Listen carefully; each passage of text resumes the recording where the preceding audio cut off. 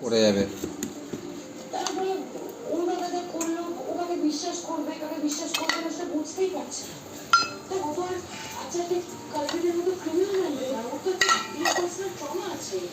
Please আমাকে একটু বুঝে শুনে কথা বলো। শ্রাবণী, আমাদের বিরাট করে একদম ভিডিও করে আমার করিস না অবাক হয়ে যাচ্ছি। দেখো আপনি ওর করে বলে যাবে সাইড বাবা কে বারবার করে না বলতো?